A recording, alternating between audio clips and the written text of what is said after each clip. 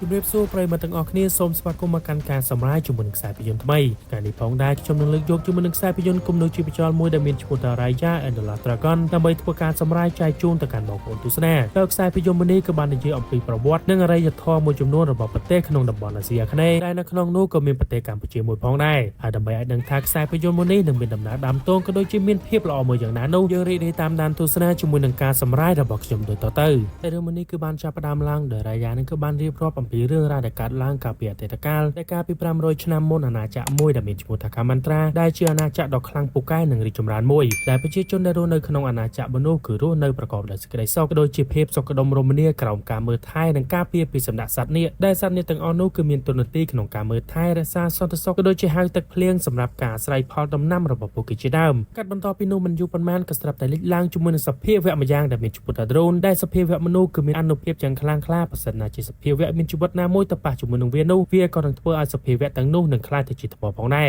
ហើយពីមួយឆ្នាំទៅមួយឆ្នាំវត្តមាននៃពពួកទ្រូនេះក៏បានពង្រីកខ្លួនរបស់ពួកវាឲ្យមានចំនួនកើនឡើងដ៏ច្រើនជាបន្តបន្ទាប់ស្របពេលដែលសត្វនាគដែលជាអ្នកការពារនិងមើលថែទៅកាន់ប្រជាជននោះពួកគេក៏បានធ្វើការទប់ទល់ជាមួយនឹងពពួកបិសាចទ្រូទាំងអស់នោះដើម្បីការពារប្រជាជនទាំងអស់ដែលនៅក្នុងកោសម្ព័ន្ធផងដែរប៉ុន្តែជាបន្តបន្ទាប់សត្វនាគទាំងអស់ក៏ត្រូវបានប្រែក្លាយទៅជាដុំថ្មនៅក្រោមស្នាដៃរបស់ពពួកទ្រូទាំងអស់នោះតែរហូតដល់ទីបំផុតសត្វនាគចុងក្រោយគេដែលមានឈ្មោះថាស៊ីស៊ូរូគេនឹងក៏បានប្រើប្រាស់ជាមួយនឹងធម៌ពលទាំងអស់ដែលមាននៅខាងក្នុងខ្លួនដើម្បីបង្កើតជាមួយនឹងត្បូងដ៏មានឥទ្ធិពលមួយមានឈ្មោះថាត្បូងនាគរាជហើយសត្វនាគស៊ីស៊ូក៏បានប្រើប្រាស់ជាមួយនឹងត្បូងមនុស្សដើម្បីបង្ក្រាបទៅកាន់ពពួកទ្រូទាំងអស់នោះដើម្បីឲ្យពួកវានឹងគឺរលាយបាត់អំពីផែនដីមួយនេះនឹងបានធ្វើមនុស្សទាំងអស់ដែលបានប្រែក្លាយទៅជាដុំថ្មទាំងអស់នោះគឺត្រឡប់មកកាន់សភាពដើមវិញផងដែរប៉ុន្តែចំពោះវត្តមាននៃសត្វនាគទាំងអស់គឺមិនបានត្រឡប់មកសភាពដើមវិញនោះឡើយតែពួកគេនឹងគឺនៅតែបន្តក្លាយទៅជាដុំថ្មតមករៀងរហូតហើយមរតកដែលបានបន្សល់ទុកពីសត្វនាគទាំងអស់នោះគឺមានតែត្បូងនាគរាជដែលបានបន្សល់ទុកដោយស៊ីស៊ូតែប៉ុណ្ណោះប៉ុន្តែចំពោះមនុស្សវិញពួកគេនឹងគឺមិនបានបោះបង់ជាមួយនឹងមហិច្ឆតានៃភាពលោភលន់របស់ពួកគេនោះឡើយដែលបន្ទាប់ពីអំបូរនាគរាជនឹងគឺបានស្លាប់បាត់បង់ជីវិតអស់ទៅពួកគេក៏បានធ្វើសង្គ្រាមគ្នាឯងដើម្បីដណ្ដើមយកត្បូងនាគរាជមនុស្សយកមកកាន់កាប់និងគ្រប់គ្រងហើយដោយសារតែសង្គ្រាមមួយនេះហើយក៏បានបណ្ដាអាណាចក្រ Kamantara ទាំងមូលក៏ត្រូវបានបែងចែកជា5កោសម្ព័ន្ធផ្សេងគ្នាហើយក្រុមកោសម្ព័ន្ធនីម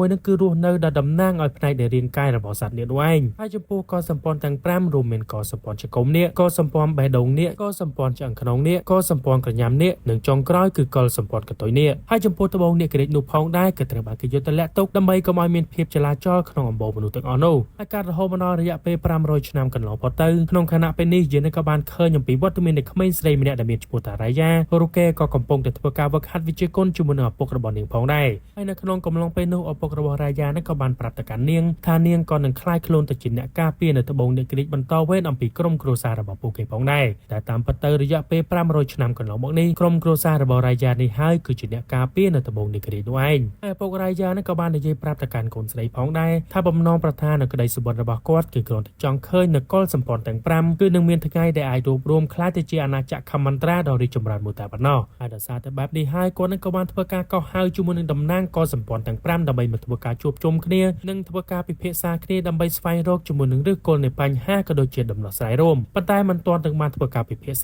គ្នាឲ្យផងកោសម្ព័ន្ធទាំង5ក្រោយពីពួកគេនឹងគឺបានជួបជាមួយនឹងគ្នាហើយនោះពួកគេក៏ចាប់ផ្ដើមទាស់សម្ដីរកវាយប្រហារទៅកាន់គ្នាទៅហើយនៅក្នុងខណៈពេលនោះផងដែរ Raya នឹងក៏បានទៅស្គាល់គ្នាជាមួយនឹងក្មេងស្រីម្នាក់ដែលមានឈ្មោះថា Damari ដែលនាងនឹងគឺត្រូវជាកូនស្រីរបស់មេកុលសម្ព័ន្ធចង្គមនាគដែលបន្តពីនោះមិនយូរប៉ុន្មានពួកគេទាំងពីរនាក់នឹងក៏បានក្លាយទៅជាមិត្តសម្លាញ់ដ៏ល្អជាមួយនឹងគ្នាផងដែរហើយដោយសារតែមានចំណង់ចំណូលចិត្តដូចគ្នាច្រើនក៏ដូចជាសិទ្ធសឹងតែជាអ្នកគោរពស្រឡាញ់សត្វនេះជាខ្លាំងនោះនៅទីបំផុតពួកគេទាំងពីរនាក់ក៏បានក្លាយទៅជាមិត្តសម្លាញ់ដ៏ល្អជាមួយនឹងគ្នាផងដែរហើយបន្ទាប់ពីពួកគេនឹងគឺបានពិភាក្សាគ្នារហូតដល់រឿងរ៉ាវនៃស្ដេចនាគដែលមានឈ្មោះថាស៊ីស៊ូ Damari នឹងក៏បាននិយាយប្រាប់ទៅកាន់ Raya ថាការពេលរយៈពេល500ឆ្នាំមុនកំឡុងពេលដែលស៊ីស៊ូប្រយុទ្ធទប់ទល់ជាមួយនឹងពពួកទ្រូទាំងអស់នោះស៊ីស៊ូនឹងគឺមិនទាន់បានស្លាប់បាត់បង់ជីវិតនោះឡើយប៉ុន្តែនៅពេលនោះនាងក៏បានធ្លាក់ចូលទៅក្នុងដៃទន្លេមួយនិងបានបន្តដេកលក់នៅទីនោះតែម្ដងហើយនៅពេលនោះពួកគេទាំងពីរនាក់ក៏បាននិយាយផងដែរថាប្រសិនជាវត្តមាននៃសត្វនាគស៊ីស៊ូគឺពិតជាអាចវិលត្រឡប់មកវិញមែននោះគឺបានថាគ្រប់យ៉ាងវានឹងប្រែក្លាយទៅជារឿងដ៏ល្អបំផុតហើយនៅពេលនោះ Damari ដោយសារតែឃើញ Raya នឹងគឺចាប់អារម្មណ៍ក៏ដូចជាពេញចិត្តជាមួយនឹងរឿងរ៉ាវនៃសត្វនេះបែបនេះនាងក៏បានដោះជាមួយនឹងបន្តោងរូបនាគរាជមួយទៅឲ្យ Raya ទុកជាកាដូសម្រាប់មិត្តភាពរបស់ពួកគេទាំងពីរថែមទៀតហើយដើម្បីជាការតបស្នងជាមួយនឹងមិត្តភាពដ៏លឿនដូចភ្លេចបន្ទោរបស់ពួកគេ Raya ក៏បាននាំវត្តមានរបស់ Damari ដើម្បីឲ្យបានឃើញជាមួយនឹងកន្លែងលាក់ទុកនៅត្បូងអាថ៌កំបាំងនាគរាជរបស់កោសម្ព័ន្ធពួកគេផងដែរប៉ុន្តែនៅពេលនោះ Damari ក្រោយពីបានឃើញអំពីវត្តមាននៃត្បូងនាគរាជហើយនោះរូបនាងក៏បានបង្ហាញជាមួយនឹងចេតនាពិតរបស់ខ្លួនដែល Damari នាងក៏បាននិយាយប្រាប់ទៅកាន់ Raya ថារឿងរ៉ាវ គ្រប់យ៉ាងដែលនាងបានធ្វើជាមួយនឹងរាយានេះដែលរាប់ចាប់តាំងពីរឿងរ៉ាវនៃមិត្តភាពរបស់ពួកគេទាំងអស់នោះវានឹងគឺសិតសឹងតែជាអបាយកលនឹងផែនការរបស់នាងតែប៉ុណ្ណោះក៏ព្រោះតែនាងនឹងគឺមានបំណងចង់ឲ្យរាយានេះគឺនាំនាងដើម្បីមកដល់ទីតាំងនៅកន្លែងលាក់ទុកនៅត្បូងនាងរាជនោះឯងហើយតាម៉ារីក៏បានធ្វើការបាញ់កំជួចទៅខាងលើដើម្បីផ្ដល់ជាសញ្ញាទៅកាន់គ្នារបស់ពួកគេស្របពេលដែលពុករបស់រាយាក៏បានឃើញអំពីរឿងរ៉ាវគ្រប់យ៉ាងផងដែរគាត់ក៏បានបញ្ញាធ្វើដំណើរទៅកាន់ទីតាំងនៅកន្លែងលាក់ទុកនៅត្បូងនាងរាជនៅក្នុងគោលបំណងដើម្បីរារាំងកុំឲ្យពួកគេធ្វើការប្លន់យកវាទៅបានសម្រេចហើយបន្ទាប់ពីនោះមិនយូរប៉ុន្មានសមាជិកនៃកលសម្ព័ន្ធទាំង5ពួកគេនឹងក៏បានធ្វើដំណើរទៅដល់ទីនោះផងដែរពួកគេម្នាក់ៗដោយសារតែសិតសឹងតែមានចិត្តចង់បាននៅត្បូងនាងរាជទាំងអស់នោះពួកគេក៏បានធ្វើការដណ្ដើមយកត្បូងមនុស្សនៅក្នុងទីតាំងមនុស្សតែម្ដងហើយបន្ទាប់ពីនោះដោយសារតែការដណ្ដើមរបស់ពួកគេមួយនេះវានឹងក៏បានបណ្ដាលត្បូងនាងរាជមនុស្សគឺត្រូវបានធ្លាក់បែកคล้ายទៅជាចំណែកតូចៗហើយដោយសារតែត្បូងនាងរាជនឹងគឺត្រូវបានបែកបាក់បែបនេះហើយពពួកបិសាចទ្រូនក៏ចាប់ផ្ដើមបង្ហាញវត្តមានរបស់ពួកគេឡើងតែបន្ទាប់ពីនោះក៏បានបណ្ដាលមនុស្សមួយចំនួននឹងគឺត្រូវបានคล้ายទៅជាដុំថ្មភ្លាមៗហើយដោយសារតែឃើញអំពីសភាពការហើបដូចជាមិនស្រួលក្រុមកសម្ព័ន្ធទាំង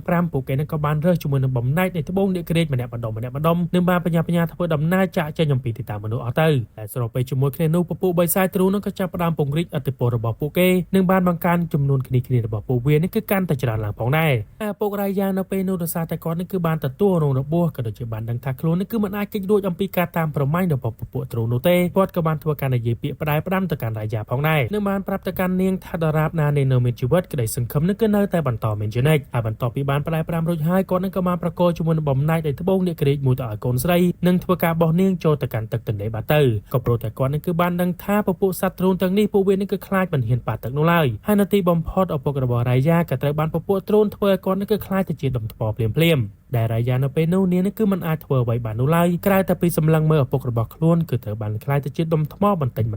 ដងកាលមកដល់រយៈពេល6ឆ្នាំក្រោយមករាយាជាមួយនឹងសត្វចិញ្ចឹមរបស់នាងដែលមានឈ្មោះថាតុកពួកគេក៏បានធ្វើដំណើរពីមួយកន្លែងទៅកាន់មួយកន្លែងតាមរយៈគម្ពីរអ្នកក្រៀកដើម្បីស្វែងរកជាមួយនឹងបំណែកនៃត្បូងអ្នកក្រៀកហើយនៅក្នុងដៃទន្លេមួយនៃកោសម្ព័ន្ធកតុយនេះរាយាក៏បានរកឃើញអំពីកន្លែងដែលសត្វនាគស៊ីស៊ូនឹងគឺបានដេកលងលក់ផងដែរហើយបន្ទាប់ពីនោះនាងក៏បានធ្វើពិធីដើម្បីដាស់ហៅវត្តមានរបស់សត្វនាគរហូតបណ្ដាលគេនឹងគឺបង្ហាញខ្លួនចំពោះមុខនាងតែម្ដងហើយនៅពេលដែលសត្វនាគស៊ីស៊ូនឹងគឺបានបង្ហាញខ្លួនចេញមករាយានឹងក៏បានបង្ហាញជាមួយនឹងការខកចិត្តជាខ្លាំងក៏ព្រោះតែសត្វនាគស៊ីស៊ូម្នាក់នេះគេនឹងគឺមិនមែនជាសត្វនាគដ៏អស្ចារ្យខ្លាំងពូកែជាមួយនឹងភាពអង្អាចនោះឡើយតែគេនឹងគឺជាសត្វនាគដែលមានភាពអាឡែអាឡ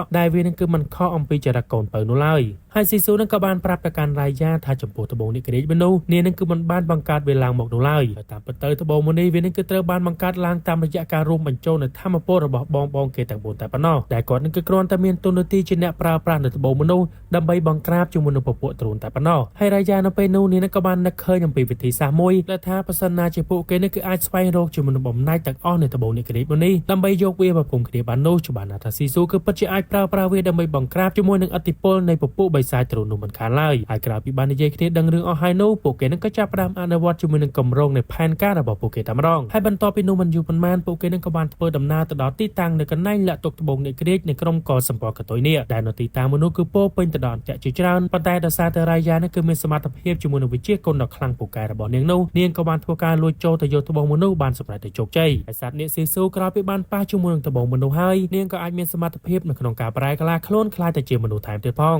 ហើយខណៈពេលនោះពួកគេនឹងក៏បានប្រទះគ្នាជាមួយនឹងដាម៉ារីជាមួយនឹងក្រុមកលសម្ព័ន្ធចង្គមនេះរបស់នាងដែលបានធ្វើដំណើរមកដល់ទីតាំងមនុស្សផងដែរហើយនៅពេលដែលបានឃើញអំពីវត្តមានរបស់ពួកគេហើយនោះរាយាជាមួយនឹងស៊ីស៊ូនឹងក៏បានបញ្ញាដាក់មេប្រូចរត់ចាក់ចេញអំពីទីតាំងមនុស្សតែម្ដងហើយនៅពេលដែលបានធ្វើដំណើរមកដល់កំពង់ទឹកមនុស្សពួកគេក៏បានធ្វើការលោតចូលទៅក្នុងទូករបស់ក្មេងប្រុសម្នាក់ដែលមានឈ្មោះថាបូនហើយដោយសារតែគេមានតូចនឹងគឺចែវទូកមិនបានលឿននោះឡើយស៊ីស៊ូគេនឹងក៏បានប្រែកាឡាខ្លួនខ្លាចទៅជាសត្វនាគដើម្បីរុញទូកមនុស្សឲ្យលឿនចាក់ចេញអំពីទីនោះបានសម្រេចហើយបូនម្នាក់នេះគេនឹងគឺពិតជាមានចិត្តល្អជាខ្លាំងគេក៏បានធ្វើម្ហូបឆ្ងាញ់ជាមួយនឹងអាហារជាច្រើនដើម្បីឲ្យរាយាជាមួយនឹងស៊ីស៊ូគឺបានទទួលទានផងដែររាយាវិញមិនទោះបីជាបានឃើញអំពីភាពចិត្តល្អរបស់បូនក៏ដោយប៉ុន្តែរូបនេះនឹងគឺនៅតែមិនទាន់ទុកចិត្តទៅកាន់បូននោះទេក៏ព្រោះតែនេះនឹងគឺធ្លាប់មានបទពិសោធន៍ជូរចត់ជាមួយនឹងដាម៉ារីកន្លងមកហើយតាមផ្លូវធ្វើដំណើរទៅកាន់កលសម្ព័ន្ធកញ្ញានេះបូននឹងក៏បាននិយាយប្រាប់ទៅកាន់អ្នកទាំងពីរផងដែរថាតាមពិតទៅក្រុមគ្រួសាររបស់គាត់នឹងគឺត្រូវបានបិសាចទ្រូនធ្វើការបំលែងពួកគាត់ឲ្យខ្លាចទៅជាថ្មអស់ទៅហើយបូននេះគេនឹងក៏បានជ្រើសរើសនៅក្នុងការរស់នៅលើទូកមួយនេះនឹងមិនហ៊ានធ្វើការចោះចេញអំពីទឹកនោះឡើយក៏ព្រោះតែគេនឹងគឺយល់ថាទីតាំងទឹកមួយនេះនឹងគឺមានសុវត្ថិភាពសម្រាប់គេក្នុងការកិច្ចចេញអំពីពពួកទ្រូនទាំងអស់នោះ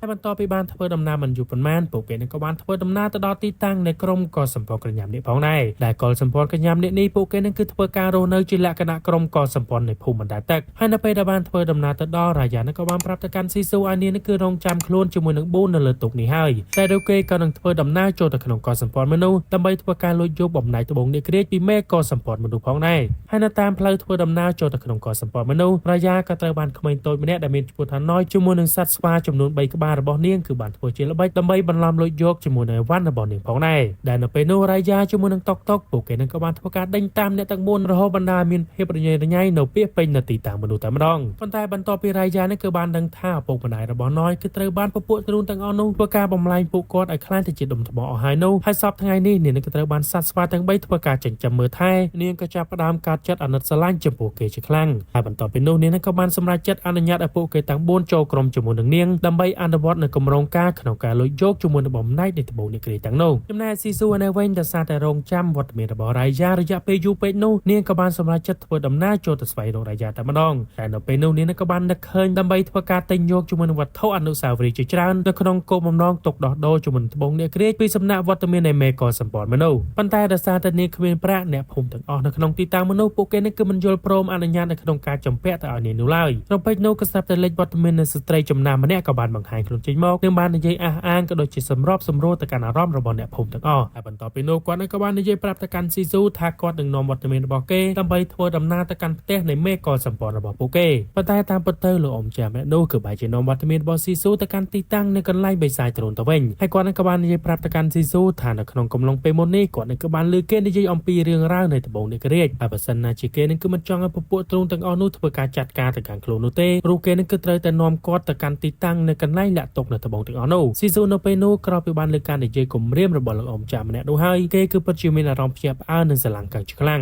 งแต่ในขนมคณะเปจุมวยคเนนุวัดมีระบบรายยานั่นก็บานเปิดดำน้ำมกดอลก็โดยจะบานปราบบ่มในตะบงในกระเรียกมนุษย์เพื่อการวิประหารดำใบรมดอกซีซูให้ในเปเดซีซูนั่นคือบานป้าจุมวยบ่มในตะบงมนุษย์ให้เนี่ยก็บานการล้างจุมวยหนึ่งทำมาโพลหนึ่งบานปลายกลาคลุนเพื่อการจูสังครูคณิกเรียระบบโปเกตังอจะเจ้ายอมปีตนุบานสำหรับปองได้ให้โปเกกราบปีบานประโมบานบ่มในตะบงเนี่ยก็ได้จำนวนใบให้โนโปเกก็บานมันต่อดำนาเจียวมันต่อตะการก่อสัมปอนจังขนมเนี่ยก็เลยมาไอก่อสัมปอนจังกลมเนี่ยในเว้นเดมารีก็บานปอมน้อมจุมวยหนึ่งปอร์เมียนได้รายากำปงเพื่อการดาประโมจุมวยหนึ่งบ่มในในตะบงเนี่ยก็ได้ตังอดำใบปราบตะการมาได้ระบบเนี่ยเอาบานหนังพองได้อันนี้ก็บานบางฮันปีบ่มนอนระบบคลุนดำใบเพื่อการดันน้ำยกตะบงตังอปีขนมได้ระบบรายามาแถมเตี้ยให้พัฒนาเจียกลมโรงการระบบโปเกก็เตอบ้านสำหรับแต่จกใจเมนูโปเกก็นังอายยกบ่มในในตะบงตังอโนดำใบบอกอภิวัตนึงก็สร้างนึงก็สัมปอนจังกลมเนี่ยระบบโปเกไอเมียนเพบริจมรานนึงคลั่งคล้าจึงในแถมเตี้ยในรายาจุมนึงซีซูในขนมขณะไปนี่โปเกนึงก็บานทั่วดำน้ามาดอตีตั้งในก็สัมปอนจังกรองเนี่ยปัตตานีไปได้โปเกบานทั่วดำน้ามาดอลโปเกนี่คือใบจะจบอันเตะในเมก็สัมปอนในติโนได้เมก็สัมปอนมาแดโนเกนึงก็มีชวตาทองเกก็บานทั่วกันในยีเรียบรอบตึกมุกอำนาจจุมนึงเพียบการสหระบบเกจำปูมุกเนี่ยตั้งปีพองได้ปัตตานีซาตาไปนี่คือเนื้อโบบายเวนชงายจราไปโนวัตมีระบบตกน้อยจุมนึงสัตว์สวาตั้งใบระบบโปเกก็บานทั่วดำน้าจมดอลนึงบานทั่วการช่วยสังกรุนเนี่ยตั้งปีบานสำรักให้นไปโนโปเกนึงก็บานดังพองได้ฐานขนมกอสัมปอนมันนี่คือเนื้อแซ่ซ้อนแต่วัตมีในท้องในเจเมกอสัมปอนแต่ปนอกจำได้จะไปเจอจนเซนเตียดกระเตอบานปปวตรุนตังอนุเพื่อการบำลายโปเกเอาคลายแต่เจดมถมอตะให้แต่จำปูเรือราได้บางการลาโมนี่กับบามานารายานี่คือปัจจุบันการนัตโซจำปูทองจีคลั่งขนมคณะไปจมูกคเนนุพองได้วัตมีดมารีจมูกนังคณีคณีดบเกได้เชื่อมนุในกอสัมปอนจังกลมเนี่ยกับบานทั่วดำหน้ามาดอติตามมนุพองได้อาโปเกกับวันทั่วการประกาศปรับตะกันในตังออกเนี่ยดำใบโยลโปรมจอจันประกอบในบ่มในตะบงตังอ้อมาโรเกไอรายานาเปนูนี่นักบานสนาสมตะการทองดำใบกวนนั่นคือช่วยคณีคณีดบคลุนดำใบโปเกแกคลุนจะเจ้ายอมปิดติตามมันนี่ขณะไปแดเนียนหรือทั่วดำหน้าแต่ประยุทธ์ต่อโตจมูกในดมารีดำใบทั่วการเป็นเยียเป้บ่มไว้ด้านตะการโปเกโนเอ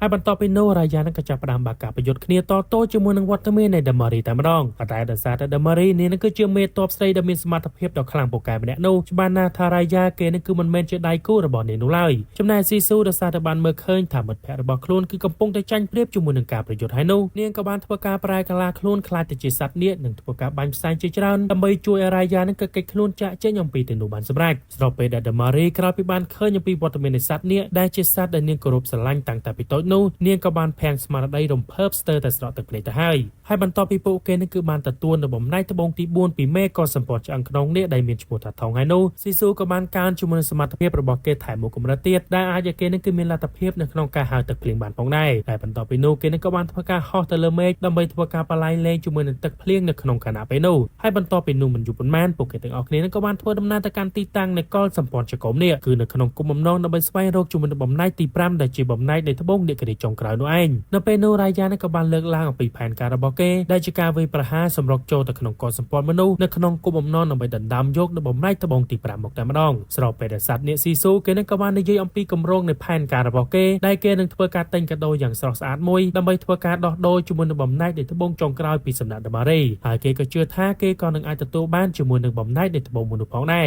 ប៉ុន្តែរាយាក្រោយពីបានលើការលើកឡើងរបស់ស៊ីស៊ូហើយនោះគេនឹងក៏បានបង្ហាញជាមួយនឹងការមិនទុកចិត្តក៏ដូចជាលែងជឿជាក់ចំពោះវត្តមាននៃមនុស្សទាំងអស់ដែលនៅក្នុងកុលសម្ព័ន្ធមនុស្សហើយក៏ព្រោះតែហេតុផលនៃរឿងរ៉ាវដែលបានកើតឡើងកាលពីអតីតកាលជាហេតុបណ្ដាលនេះនឹងគឺយល់ថាមនុស្សទាំងអស់នៅក្នុងកុលសម្ព័ន្ធមនុស្សគឺសិតសឹងតែមិនគួរឲ្យទុកចិត្តនោះឡើយហើយស៊ីស៊ូក្រោយពីបានលើការនិយាយរបស់រាយាបែបនេះហើយគាត់ក៏បាននាំនាងទៅកាន់ទីតាំងនៃកន្លែងសត្វនាគចុងក្រោយដែលបានប្រយុទ្ធតទល់ជាមួយនឹងពពួកទ្រូនកាលពី500ឆ្នាំមុនគាត់ក៏បានបន្តនិយាយប្រាប់ទៅកាន់រាយាថាក្នុងគណៈពេលនោះសត្វនាគទាំងអស់គឺបានប្រែក្លាយទៅជាដុំថ្មទៅហើយនៅក្នុងកំឡុងពេលនោះគឺនៅសេសសល់តែបងប្អូនរបស់គាត់ចំនួន5នាក់តែប៉ុណ្ណោះដែលក្នុងកំឡុងពេលនោះបងប្អូនទាំង4របស់គាត់ក៏បានសម្រេចចិត្តទេនៅអនុភាពទាំងអស់របស់ពួកគេដើម្បីប្រែក្លាយទៅជាត្បូងនាគរាជនិងធ្វើការប្រគល់វាទៅឲ្យគាត់ដែលជាសត្វនាគចុងក្រោយដើម្បីធ្វើការប្រយុទ្ធទប់ទល់និងកម្ចាត់នៅពពួកទ្រូនទាំងអស់នោះហើយបើទោះបីជាពេលនោះសត្វនាគទាំង5នាក់គឺមិនបានច្បាស់នោះឡើយថាត្បូងនាគរាជនេះគឺពិតជាអាចធ្វើការកម្ចាត់ទៅកាន់ពពួកទ្រូនទាំងអស់នោះបានសម្រេចយ៉ាងណាក៏ដោយប៉ុន្តែដោយសារតែពួកគេគឺមានជំនឿចិត្តមកកាន់ស៊ីស៊ូជាហេតុបណ្ដាស៊ីស៊ូនឹងគឺអាចមានលទ្ធភាពនៅក្នុងការប្រើប្រាស់នៅត្បូងនាគរាជមនុស្សធ្វើការកម្ចាត់ទៅកាន់ពពួកទ្រូនបានសម្រេចកាលពី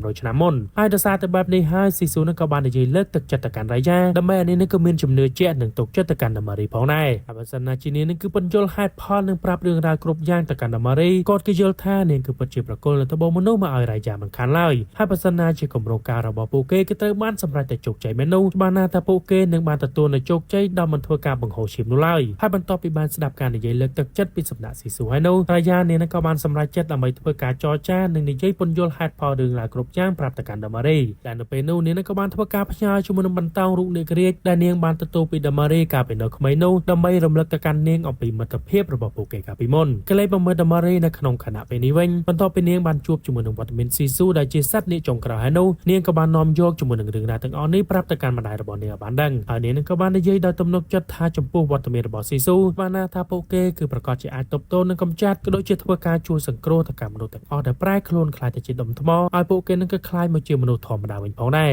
ប៉ុន្តែសម្រាប់ម្ដាយរបស់រាយាវិញគាត់នឹងគឺមិនបានគិតដូចអ្វីដែលកូនស្រីរបស់គាត់គិតនោះឡើយតែគាត់នឹងគឺបានយល់ថាប្រសិនណាជាពួកគេទាំងអស់គឺត្រឡប់មកខ្លាយទៅជាមនុស្សធម្មតាវិញនោះគឺបានថាពួកគេនឹងធ្វើការស្ដីបន្ទោសអំពីរឿងរ៉ាវគ្រប់យ៉ាងដែលបានកើតឡើងកាលពីរយៈពេល6ឆ្នាំមុនថាវានឹងគឺជាកំហុសរបស់គាត់មិនខាននោះឡើយហើយដោយសារតែបែបនេះហើយគាត់នឹងគឺមានគម្រោងការក្នុងការដណ្ដើមយកត្បូងនាគរាជក៏ដូចជាសត្វនាគស៊ីស៊ូឲ្យមកជារបស់នៃកុលសម្ព័ន្ធរបស់ពួកគេវិញហើយនៅពេលនោះហើយមនុស្សទាំងអស់នឹងជឿថាគាត់គឺជាអ្នកជួយសង្គ្រោះទៅកាន់ពួកគេនោះឯងកាលមកដល់ពេលយកប្រាយានឹងក៏បានប្រើប្រាស់សត្វស្វារបស់ណយដើម្បីឲ្យពួកគេបញ្ជូនសារជាមួយនឹងបន្តោងនាគរាជដើម្បីយកទៅប្រគល់ឲ្យវត្តមានរបស់ដាម៉ារីហើយដាម៉ារីក្រោយពីបានទទួលសារក៏ដូចជាបន្តោងពីសំណាក់រាយាហើយនោះនាងក៏បានសម្រេចចិត្តដើម្បីស្កាត់មកជួបរាយាដែលស្កាត់ផងដែរហើយដាម៉ារីនៅពេលនោះនាងក៏បាននាំយកជាមួយនឹងបំណែកនៃត្បូងនាគរាជដើម្បីបង្ហាញទៅកាន់រាយានៅក្នុងគោលបំណងដើម្បីឲ្យនាងនឹងគឺជឿទុកចិត្តមកកាន់ខ្លួននោះឯងប៉ុន្តែតាមពិតទៅអ្វីគ្រប់យ៉ាងទាំងអស់នេះវានឹងគឺសិតសឹងតែជាអបាយកលក៏ដូចជាល្បិចរបស់ដាម៉ារីតែប៉ុណ្ណោះនាងក៏បានដកយកជាមួយនឹងស្នាធ្វើការគំរាមទៅកាន់អ្នកទាំងពីរដើម្បីឲ្យស៊ីស៊ូនឹងគឺយល់ព្រមធ្វើដំណើរទៅកាន់កុលសម្ព័ន្ធចក្រមនេះជាមួយនឹងវត្តមានរបស់នាងហើយស៊ីស៊ូនៅពេលនោះនាងក៏បានព្យាយាមនិយាយពន្យល់ទៅកាន់ដាម៉ារីក៏ព្រោះតែនាងនឹងគឺយល់ថា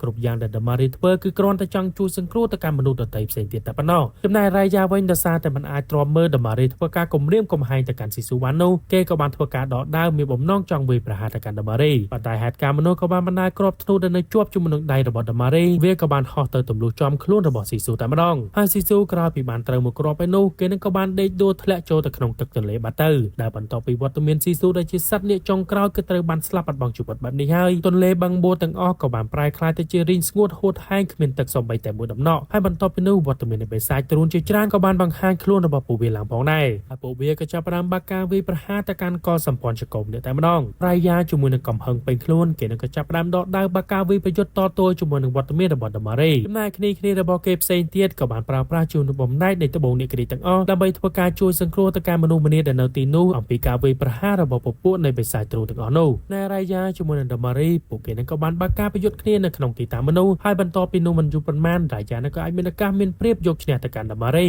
នៅពេលនោះដាម៉ារីនឹងក៏បាននិយាយប្រាប់ ប្រាប់តការរាយយ៉ាថានៅក្នុងកំឡុងពេលមុននេះបើសិនជាគេមិនធ្វើការវាយប្រហារមកកាន់ខ្លួននោះទេច្បាស់ណាស់ថាខ្លួននឹងធ្វើការទម្លាក់អាវុធដើម្បីចោះចាញ់ក៏ដូចជាយល់ព្រមធ្វើតាមសំណារបស់ពួកគេក៏ព្រោះតែនេះនឹងគឺយល់ថាពួកគេនឹងគឺមានទំនុកចិត្តនឹងជឿជាក់មកលើរូបនាងហើយដោយសារតែបែបនេះហើយវានឹងក៏បានបណ្ដារាយយ៉ានឹងគឺបានយល់អំពីរឿងរ៉ាវគ្រប់យ៉ាងនៅក្នុងកំឡុងពេលនោះហើយបន្ទាប់ពីបាននិយាយដឹងរឿងគ្នាអស់ហើយនោះរាយយ៉ាជាមួយនឹងគ្នាដែលរួមទាំងវត្តមានរបស់ដាម៉ារីផងនោះពួកគេក៏ចាប់ផ្ដើមសហការគ្នាដើម្បីប្រយុទ្ធទប់ទល់ជាមួយនឹងពពួកនៃបិសាចទ្រូងទាំងអស់នោះហើយរាយយ៉ានៅពេលនោះនេះក៏បាននឹកឃើញអំពីសម្ដីរបស់ស៊ីស៊ូថានេះនឹងគឺមានភាពជឿជាក់និងទំនុកចិត្តចំពោះគ្នាហើយនៅពេលនោះនេះក៏បានប្រាប់ទៅកាន់គ្នារបស់នាងផ្សេងទៀតដើម្បីឲ្យពួកគេគឺយល់ព្រមប្រកល់នៅបំណែកត្បូងទាំងអស់ទៅកាន់វត្តមានរបស់ដាម៉ារីហើយនៅពេលនោះដោយសារតែឃើញថាពួកគេនឹងគឺមានភាពរារែកនិងមិនហ៊ានទុកចិត្តចំពោះវត្តមានរបស់ដាម៉ារីបន្ទាប់ពីបទពិសោធន៍នៃរឿងរ៉ាវទាំងឡាយដែលបានកើតឡើងនៅក្នុងពេលកន្លងមករាយយ៉ាក៏បានសម្រេចចិត្តប្រកល់នៅបំណែកត្បូងចុងក្រោយរបស់ខ្លួនដើម្បីទៅកាន់វត្តមានរបស់ដាម៉ារីតែម្ដងគឺធ្វើបែបនេះដើម្បីបង្ហាញទៅកាន់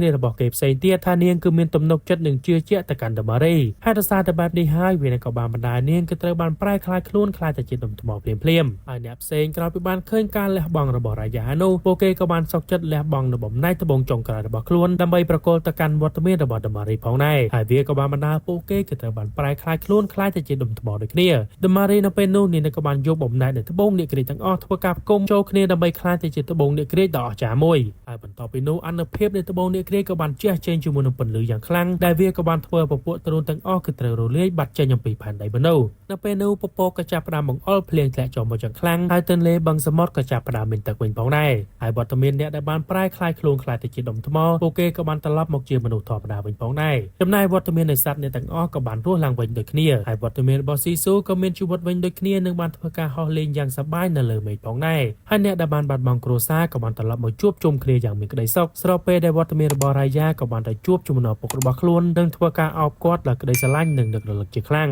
ហើយនៅទីបំផុតក៏សម្ពត់នឹង5ក៏បានធ្វើការបង្រួបបង្រួមគ្នាខ្លាចទៅជាអាណាចក្រខមន្ត្រាដ៏ធំនិងរីកចម្រើនសារជាថ្មីវិញផងដែរហើយសាច់រឿងមួយនេះគឺបានបញ្ចប់ទៅត្រឹមនេះឯងជាចុងក្រោយបើសិនជាពេញចិត្តសូមកុំភ្លេចជួយធ្វើការចុច like និង subscribe មកកាន់ channel មួយនេះម្នាក់មួយផង